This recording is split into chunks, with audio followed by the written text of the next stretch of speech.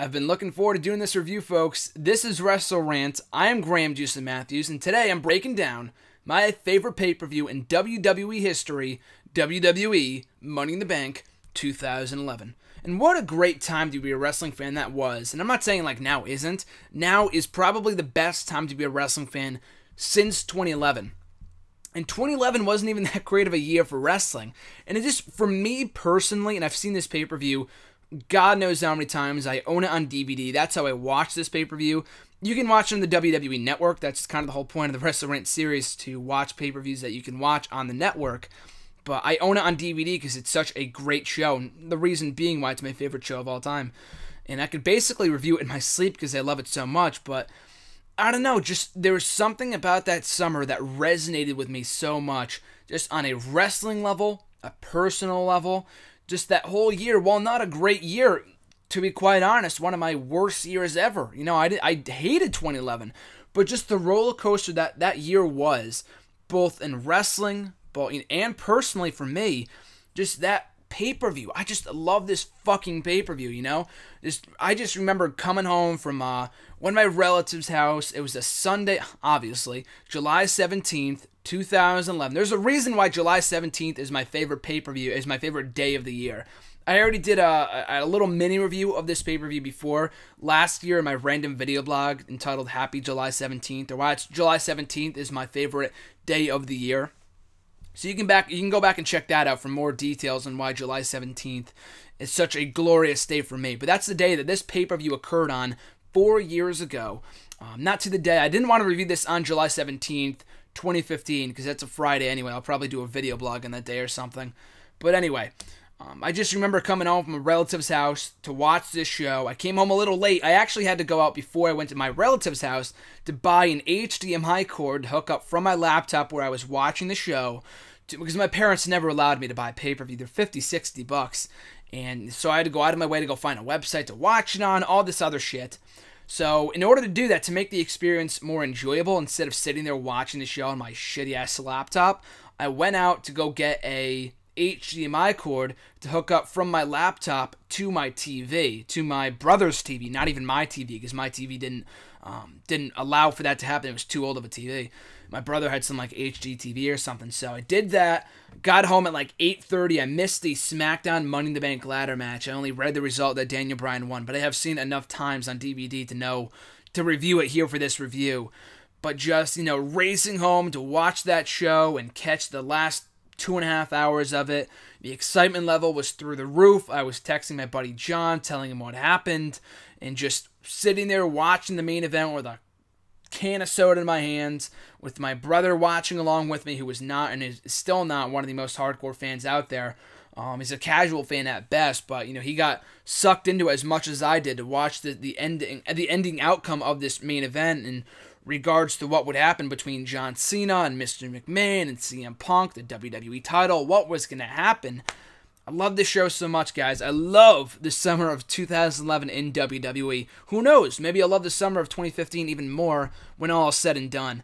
But with all that being said, let's get right to the review. Money in the Bank 2011 kicking off the SmackDown Money in the Bank ladder match, which was a trend from 2010 to 2013 in that the SmackDown ladder match would always kick off the show. It was the case in 2010, the case on this show in 2011, the case in 2012, and also the case in 2013. And in my opinion, stealing the show every single time. Always the better of the two ladder matches between Raw and SmackDown. Because they always put that's always been the case. So they always usually have the better wrestlers on SmackDown, or at least when they were two separate brands. And they would always have the top names on Raw. And that was usually the case with the ladder matches. For the last couple of years, since the inception of the Money in the Bank pay-per-view, they would always put in the talent that could do more things in the SmackDown one. And in the Raw one, they would put the bigger names, like the more notable names, the more recognizable talent. But anyway, this show kicking off the SmackDown Money in the Bank ladder match, and the combatants included Daniel Bryan, Cody Rhodes. We also had Cody. I missed the. I'm looking at the back of the roster here. I did not have the wiki page pulled up for whatever reason. We had Daniel Bryan, Cody Rhodes, Sin Cara, Kane, Wade Barrett, Justin Gabriel, Sheamus, and Heath Slater. So a great matchup. Really, really enjoy this. And again, all 8 guys holding their own and having one spot to themselves that kind of made them stand out. One of my favorite matches, one of my favorite spots of the night, and that kind of catapulted, interestingly enough, his babyface turn like the following week, was when Sheamus took Sin Cara. He's standing on the apron, and he power bombs him from the apron through a ladder at ringside. It looked like it legit killed Sin Cara. He sold it like a boss, like he was having like a seizure or something. It was gruesome. They had to cart him off. He was out of the matchup, and I think he took time off after that because he got injured in storyline. But in reality, he was actually written off because of being suspended via the wellness policy. But that's what happened to Sin Cara. Cody Rhodes also going on a brief streak here. He was ripping it up at this period in time with the whole mask thing. This was right before he won the Intercontinental Championship. Justin Gabriel and Heath Slater, 2 guys that were kind of no-namers going into this matchup. You knew who they were, but you knew they had no chance of winning. They were just kind of in there because they had just gotten done with the core with Wade Barrett. But still, I thought that their presence in this match was very much necessary. Justin Gabriel doing a 450 splash off of a ladder that was positioned on top of a turnbuckle. I think on top of Wade Barrett or Kane or Sheamus. I forgot who it was, but that was a cool spot. Heath Slater kind of jumping off the ladder at one point. When he was going for the briefcase, he did something notable. I forgot what it was. Wade Barrett doing a wasteland to Kane. Like, everyone was doing their finishers to one another. It made for a great environment. Everyone was just kind of fucking ripping it up. It was an excellent way to kick off the show. Kane firing on all cylinders. And in the end, Daniel Bryan ended up taking out Kane. It was on the ladder. It was Bryan and Wade Barrett. Bryan on one side, Barrett on the other. And I think Bryan was on one side of the ladder, and Barrett was positioned on a ladder that was hanging between the ropes and another ladder that was leading up to the briefcase. He was standing there, Bryan was ascending the ladder, and Barrett, who was kind of a favorite to win this thing regardless, a lot of people thought he was going to win. So when Bryan knocked him over, he hit him right in the head, knocked him out cold with a kick straight to the skull, and then ascended the ladder and won the briefcase, and it came off like a huge shock. I was surprised. Like, I love Wade Barrett, but for Daniel Bryan to win this thing and essentially win the world championship in the process, because at this period in time everyone had cashed in successfully. Although there were rumors that Daniel Bryan could become the first one to cash in unsuccessfully. But for him to do that was a huge shock, and in front of a Chicago crowd, which was red hot all night. This was kind of the start of the strong streak of Chicago crowds in WWE pay-per-views. They've always been an awesome crowd, but it really started on this show, and they really started to become, a rabid WWE audience every single time that WWE would go there for a pay-per-view or whatever. But anyway, Bryan ascending the ladder, winning the briefcase, and becoming the new Mr. Money in the Bank, and earning himself a future shot at any time, any place for the WWE or just the World Heavyweight Championship. If I said WWE World Heavyweight Championship, you'd get confused. There wasn't one world title back in 2011 GSM. What are you talking about? You know what I mean? So only the World Heavyweight Championship. And yeah, great match. Really enjoyed it. Daniel Bryan came out of this thing looking like a star. Was not even the dark horse. A lot of people just didn't think he was going to win. A lot of people thought either Sheamus was going to win or Wade Barrett. So for Bryan to win, it came off like a huge shock. I was shocked. You guys were shocked. Great moment. Loved it. Up next for the Divas Championship, Kelly Kelly defending against Brie Bella. A fine match. I'm not going to pretend like everything on the show was great. And I think this was the point where I started tuning in. It was fine for what it was when I started tuning in like the first time around, when it happened live 4 years ago, not like recently. But anyway, it was a fine match for what it was. When you have Kelly Kelly and Brie Bella, who were neither of them were the greatest in-ring workers at that period in time anyway, you had Nikki Bella and Eve on the outside. It was okay. There's really not much you can expect from these two. But I will say, I thought it was going to be a lot worse than it actually was. I thought it was going to be kind of a throwaway matchup, but for the 5 minutes they were given, they made the most of it. They had a fine matchup. It was decent. Kelly Kelly won. That's all you can really ask for in talking about how Kelly Kelly, in talking about a match that involved Brie Bella and Kelly Kelly. You're not going to expect an in-ring classic, but for what it was fine. It wasn't atrocious as it possibly could have been, so I was content with that. Up next, Mark Henry versus The Big Show. In a 6-minute matchup, again, I was not expecting much from the two behemoths, but I thought they delivered. I thought it was a solid matchup. Mark Henry was made to look like a beast throughout, hitting, I think, not one but two World's Strongest Slams, a number of splashes, and picked up the clean win, which was very shocking to me. But it was great to see injured Big Show after the matchup, taking him out and splashing right on top of his injured ankle and breaking the ankle of Big Show with a steel chair. So wrote off Big Show off of television for the next several months. But it was a big rub to Mark Henry. I enjoyed the booking of it more than I did the actual matchup. The match itself was okay. Again, you can't expect much from a Big Show Mark Henry matchup. But for me, the point of this was to make Mark Henry look strong. And originally I thought I was going to end in a no contest to build to a match at SummerSlam between the two. Thankfully, that wasn't the case, and we had Mark Henry go over clean here, and then write Big Show off for the next several months. So I enjoyed that. I thought it was a great, way to put over and assert the dominance of the world's strongest man and kind of continue his Hall of Pain gimmick, his Hall of Pain run that he had going strong at this period in time. So thought that was great and an awesome clean win for Mark Henry.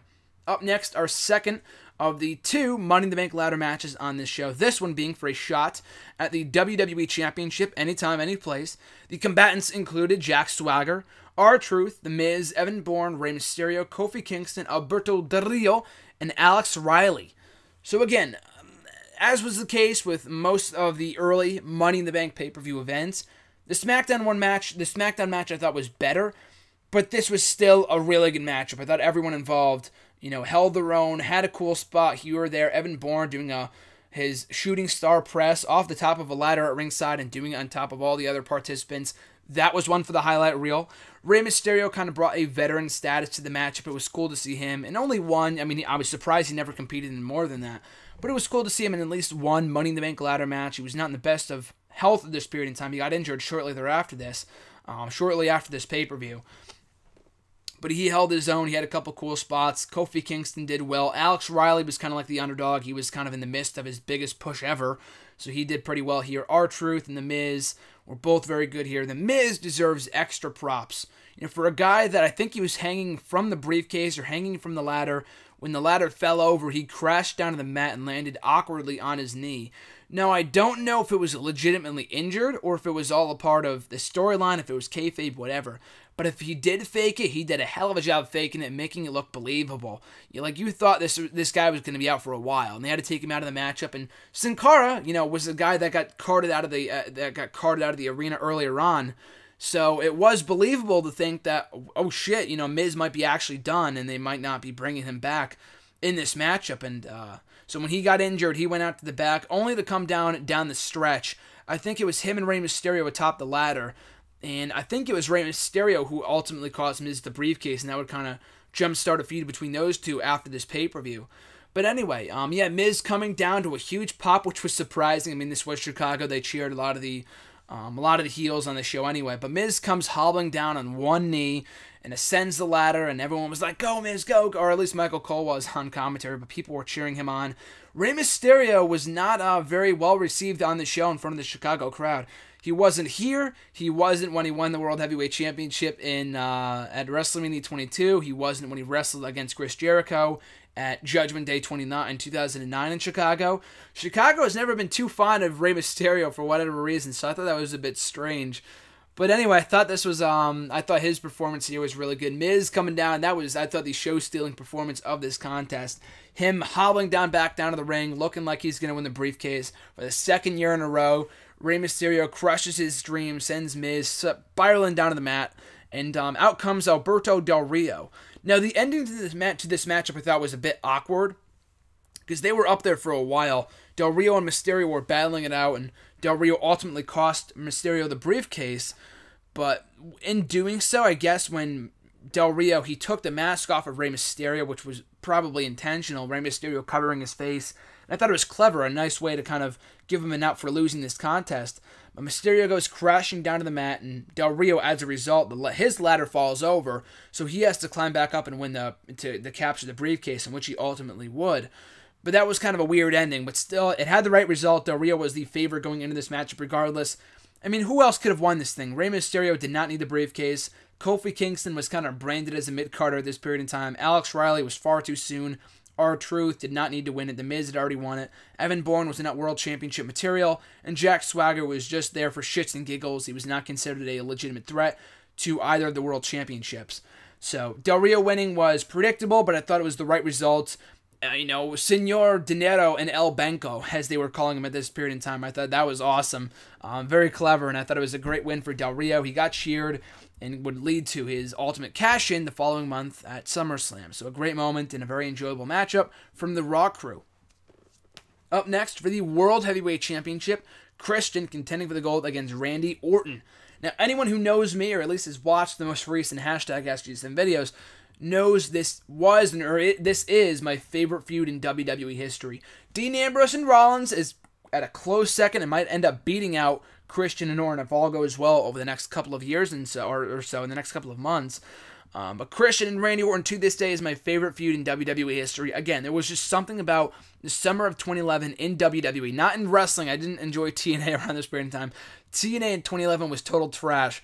But WWE, the summer, that summer, they were just firing in all cylinders, whether it was the world title picture with Christian and Orton, everything that happened with CM Punk and John Cena that I'll get to in a second, the briefcase winners and Bryan and Del Rio, Mark Henry's Hall of Pain run, everything about the summer, I loved it, and I thought this match was great. Not one of the best pay-per-view matches they had, because by this point they had already had 3 other World Championship matches, one being on SmackDown, the other 2 happening at Over the Limit and Capital Punishment. Of the many matches they had on pay-per-view, I personally thought their one at Over the Limit was the best, along with the one at SummerSlam the following month. But it's not that. That's not to say their Capital Punishment and SmackDown and Money in the Bank matches were bad. They were all good. It's not as great as the other ones. This was still a good matchup. It could have used the extra gear. It just kind of went from being a standard contest to kind of kicking, both guys kicking into this next gear and kicking into the next gear and, just hitting all of their finishers and just stuff like that. But still, I thought it was a really, really good matchup, and I thought both guys gave it their all. Not their best matchup, but still, when it comes to Christian and Orton, you can't have a bad match, and this was definitely not one of them. I thought this was a great matchup. And in the end, I thought, it did not make Christian look strong by any stretch, but I did enjoy the outcome. Christian, the new World Heavyweight Championship, not via pinfall, but because Orton got himself disqualified. Randy Orton had spit in the face of Christian, and or vice versa, actually. Christian, to antagonize Randy Orton, had spit in the face of Randy Orton, and as a result, Orton low-blowed Christian, to make him look dumb as a result, but it was what it was. And because he got himself disqualified, and the stipulation being that if Orton, got himself counted out or disqualified or whatever, that Orton would lose the championship. And what he did here, Christian, in winning via disqualification, became the new World Heavyweight Championship. And became the new World Heavyweight Champion. That was an awesome moment. The crowd popped big for that, and Christian could not get away with the title intact. Orton took Christian back to the commentating table, delivered an RKO to Christian, and took him out twice. I don't think the table broke either time. Maybe the second time. I don't think it did though, which was funny. That kind of became a running gag for Randy Orton over the next couple of months. But that was cool and a great moment for Christian as the new World Heavyweight Champion, kicking off his second stint with that title. And then we get to the main event: CM Punk versus John Cena for the WWE Championship. Anything I say here will not do this match justice. I wrote it all in my initial review of the show on nextyearwrestling.net. If you type it down in the search bar on my website, type in Money in the Bank 2011 review, you'll get my thoughts on it there from that time, from what actually happened, from when I talked about it in an article on Bleacher Report 2 years after the fact, on the day of July 17th, 2013, why this match is my favorite of all time. I talked about it last year in my random video blog, as to why that day is my favorite day of the year, and why this pay-per-view is my favorite pay-per-view of all time, and why this matchup is my favorite match in WWE history. So anything I say here, I will not do this matchup justice. I've probably already said before in a million other forums, but this match was a 5-star fucking classic. They had the story going into it, the in-ring action, they had you hanging on every single move.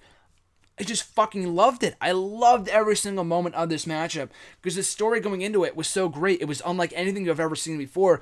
CM Punk, who was legitimately on his way out of the company, had said to everyone, he made it very, very clear in that awesome pipe bomb promo, June 27th, 2011 on Monday Night Raw, that he would be leaving Money in the Bank as the new WWE unemployed champion. And then John Cena kind of playing Patriot mode, saying, I'll stand up for the company. But it did not play out the way that, maybe the company thought it would. Like CM Punk, I'm the departing hero. I don't give a shit about you guys. I'm leaving with this championship. He was supposed to be the bad guy. He was a heel at that point in time before this pay-per-view anyway. But John Cena, being the guy that he was and being very polarizing and being booed more often than not by the adult males and stuff like that in this crowd, in this show taking place in CM Punk's hometown of Chicago, obviously turned the tides in Punk's favor. And watching Punk's entrance back just gives me goosebumps every single time I watch it, because the crowd was so red hot for this guy, and it still bothers me they dropped the ball on the Summer of Punk by the end, not making him lose the title to Del Rio at SummerSlam and whatever. That was fine. The fact, his momentum really died, for a time anyway, when he lost to Triple H and Night of Champions. He talked about that himself in the podcast and everything else. But anyway, this matchup, when he came in, the Chicago crowd was red hot for him. If Punk loses, we riot. That classic sign, shades of the One Night Stand 06 pay-per-view match between RVD and John Cena. If John Cena wins, we riot. Or if RVD loses, we riot, whatever. And just the goosebumps came during the entrance of CM Punk and John Cena coming out, not acknowledging the crowd with his head held down, and coming out with the WWE Championship. And if John Cena lost, he would be fired by Vince McMahon. So there was also that stipulation too. But John Cena had been fired before. He came back the very next night, so there was no reason to believe that he would be fired and he would be legitimately fired. So that was kind of a dumb stipulation that was not really that necessary. There was enough writing on this matchup to make it exciting. But anyway, we get to the matchup itself. They're given over a half an hour. They're given great time, constant finishers. CM Punk kicks out of 2 attitude adjustments. And it's not like Cena hit an AA and then waited 10 minutes to cover Punk again to go for the cover. He covered him immediately afterwards, and then he kicked out. So that was kind of a good way to make Punk look, make him look strong, because not many people have kicked out of the AA that way. So it was a great way, or at least not at that point in time. All these years later, you see Sami Zayn kicking out of AAs, and Adrian Neville, and even Wade Barrett, and all these other guys. So it's not really as special as it once was many years ago. But at that point in time, it was a great way to put CM Punk over. And then John Cena going to great lengths to put CM Punk away, and despite being heavily booed by the crowd, and I thought they were going to do a double turn, in that Cena would align with the management of Vince McMahon and John Laurinaitis, which I thought they were going for when you see Vince and Johnny Ace come out, and I thought, oh shit, they're going to screw over CM Punk and kind of do a Montreal Screwjob kind of thing, and then maybe have John Cena turn heel here. CM Punk turned face regardless, but I thought this would be the definite heel turn of John Cena. I thought that would have been cool. But anyway, when they came out after this awesome 30-minute in-ring classic between Punk and Cena, out comes Vinnie Mac and Johnny Ace, and I'm thinking, oh shit, this might be it. So when Vince says, go for the bell, call for the bell, and the bell wouldn't ring, Johnny Ace was going to run to ringside and do it himself. John Cena slides out of the ring, knocks out, just clocks John Laurinaitis, and says, we're not doing it that way, I'm not doing it this way, I'm going to do it for myself. Cena goes back into the ring, meets a GTS from CM Punk for the 1-2-3 CM Punk to an enormous reaction from his hometown crowd, becomes the new WWE champion. That one little shot, I love, one of my favorite pictures ever. Not only of CM Punk, just one of my favorite pictures. You see Punk sitting there with his knees up. He's holding the championship, looking right into the camera, smiling. One of the very few times you'll see the best in the world smile. And it was an awesome picture. You'll see it if you go back. It was an awesome picture if you go back and watch it on the pay-per-view. Anyway, Punk did this crazy reaction. He just sitting there celebrating with a WWE title in front of his friends and family and hometown followers. I forgot what the term that Jerry Lawler used on commentary. Very partisan crowd here in Chicago. And AKA, they were very pro CM Punk. I'm sure what he was going for, in saying that why would they cheer for a guy that's going to be leaving them? Or some bullshit like that Michael Cole was saying, but who fucking cared? This was their hero. This was the guy they wanted to see win the WWE Championship. So while CM Punk is celebrating in the ring, Vinnie Mac goes to ringside, gets on commentary, gets on one of the headsets, and says, "Cash it in, bring out Del Rio, cash it in right now." So Del Rio comes running out, no music or anything, and people are like, "Oh, fuck, this is what we thought was going to happen. Del Rio's going to cash and become the new champion after Punk wins. Fuck." So anyway, Del Rio comes out, and after immediately sliding into the ring, he immediately meets a Punk from CM Punk, a kick from CM Punk, not a Punk from CM Punk, a kick from CM Punk. Punk makes eye contact with Vince very briefly, smiles, takes the title, jumps over the barricade, blows him a kiss, and then makes his way up the crowd and then celebrates with the championship in the crowd for a second, and then makes his way to the back, exits the arena, and that closes off the show. To this day, I mean, again, needless to say, my favorite conclusion to a WWE pay-per-view. I had never been so excited, and after that 1, 2, 3 count was made, when CM Punk won that WWE Championship, I mentioned this before, my brother and I just started celebrating. I'm throwing my soda in the air, just celebrating with chips and shit and whatever. It was great and awesome. One of those matches that you'll just go back and watch a million times over because the feeling of you watching it at that period in time when it happened just never goes away. That nostalgic feeling never, ever goes away, and this was one of those matches for me. And that's what makes it my favorite match in WWE history. Everything from the build-up, to the execution, to the in-ring wrestling, to the way the matchup ended, to the way that it was followed up. I mean, again, the Summer of Punk would not go his way in the end after losing to Triple H, unnecessarily at the Night of Champions pay-per-view. But even before that, I thought the SummerSlam stuff was great when Del Rio cashed in and Kevin Nash came back, which I did not mind at that period in time. It was cool to see him back, given his real-life relationship with his friendship with Triple H. So that's why I love this matchup as much as I do. And I wrote a whole article about it for Bleacher Report back in 2013 if you want to check it out. I don't know what you have to type into Google, like remembering CM Punk versus John Cena 2 years later, and type in GSM Bleacher Report, whatever. It's on my Bleacher Report profile. My full review in written form of this pay-per-view is available on nexteraWrestling.net if you want to take a trip down memory lane and get my thoughts on this show from when it happened 4 years ago. So if you want to kind of get that cool retrospective review of it, this is my retrospective review, but if you want to get my review of it from that period in time, it's at my website. Just type in the search bar on nexteraWrestling.net, Money in the Bank 2011 review, and it should be one of the first things that pops up. But of course, there is a reason why this is my favorite pay-per-view of all time. Always love watching this back. I'll probably watch it back again on July 17th on the 4-year anniversary of the show. I just love it. There's not one thing about this show that I just don't like. I thought it was great. I mean, even the Divas match, which was not great at all by any stretch, it was fine for what it was. It did not take away from the show at all. And this was, will go down as the IWC pay-per-view. We've had a lot of pro IWC events since then. But, even after the show, I'm thinking, wow, this was the one show they did right. From Daniel Bryan winning to Del Rio winning, who was still on a hot streak at this period in time, and it made sense for him to win. From Mark Henry getting a clean win over the Big Show, to Christian winning the World Heavyweight Championship, to CM Punk and everything that happened with him, and him capturing the WWE title. And much like Kane, 1 year prior, becoming the second man in history to have won the WWE World Heavyweight and ECW Championships. Love this show. Just perfect from start to finish. And the closest thing to a perfect pay-per-view in the PG era, or in the last couple of years, in my opinion. So, loved it. Absolutely loved it. I thought this was a great show. Enjoyed it from start to finish. And you would be doing yourself a disservice if you did not watch it back on the WWE Network. As I mentioned, I already have it on DVD. That's where I watched it. But watch it back on the WWE Network. You will not regret it. So that's it for my review of Money in the Bank 2011.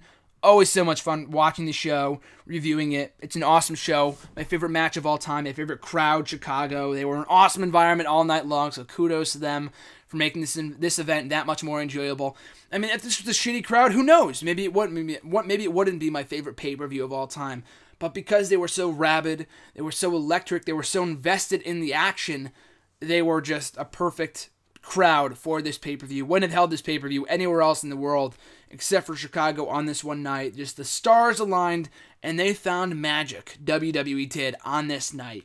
So watch it back on the WWE Network. Thanks for watching. Thanks for listening to this review. I appreciate it. What I'll also appreciate you doing is liking, commenting, sharing this video, subscribing to the channel to be notified every time a new video goes up. You can find me on Twitter at WrestleRant, on Facebook at facebook.com/Graham.Matthews, and visit my website for my full written reviews of Raw, SmackDown, Impact Wrestling, Lucha Underground, now Ring of Honor as well, and everything else in between at nextEraWrestling.net.